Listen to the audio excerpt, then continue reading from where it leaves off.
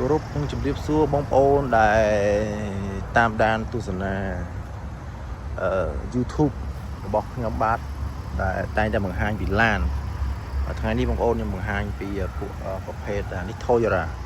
ពណ៌ RAV4 បងប្អូនអានេះfull option វាបងប្អូនមានយ៉ានមានអីចឹងណាពណ៌ស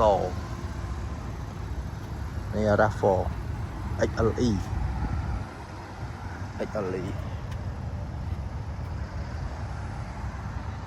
ស្អាតណាស់បងប្អូនអើយនេះស្អាតណាស់បងប្អូនដែលមានគ្រួសារឯតម្លៃ 40000 ជាង 42000 យើង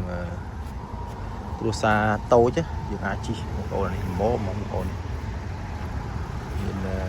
សញ្ញាដាក់អីចងពីលើអាហ្នឹងស្រុកខ្មែរគេហៅ Digger ហ្នឹងហើយនេះមុខវាស្អាតបងប្អូនគៀងវាថ្មីជ្រើងឡានថ្មីបងប្អូនអានេះ2025បងប្អូននេះសម្រាប់គ្រួសារតូចម៉ូបងប្អូនហ្នឹងហើយ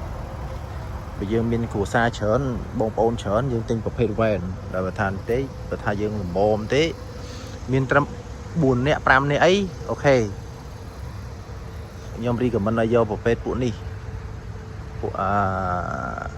SUV ស្អាតណាស់បងប្អូនអើយស្អាតណាស់ខាងក្នុងវាខ្មៅពុកស្បែក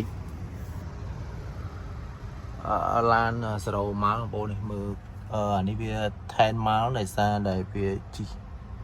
ដូរទីតាំងអញ្ចឹងណាប៉ុន្តែគាត់ថាឡានថ្មីបងថ្មីមកនេះថ្មីឈ្ងុយបងប្អូនចូលក្នុងវា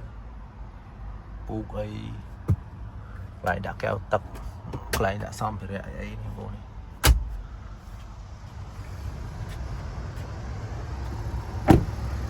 ថ្មីឲ្យឡានថ្មីយ៉ានវាអានេះយ៉ាន18បងសម្រាប់ប្រភេទពួកSUV ហើយដូចគ្នាបងប្អូននេះមួយគ្រឿងទៀតមួយគ្រឿងសម្បូរ SUV នេះមាន3គ្រឿង4គ្រឿងបងមានពណ៌ក្រហមទៀតស្អាតណាស់បងប្អូនអើយនេះសម្រាប់បងប្អូនឲ្យស្រីហើយចំណាស់អីចឹងណាបាក់ហាអញ្ចឹងទៅជីសំបងប្អូននេះស្អាត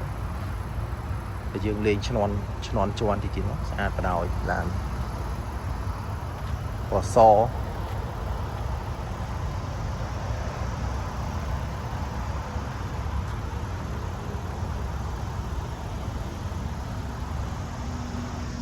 អានោះមកគ្រឿងទៀតដូចគ្នាបងប្អូនពូដូចគ្នាហើយក្រៅពីហ្នឹងសិតតែនោះ Senden សួរ024 25បងហ្នឹងសេរីថ្មី25ហ្នឹងអូខេបងប្អូនអរគុណសម្រាប់ការតាមដានជួបគ្នាលើវីដេអូក្រោយទៀតបាយបាយ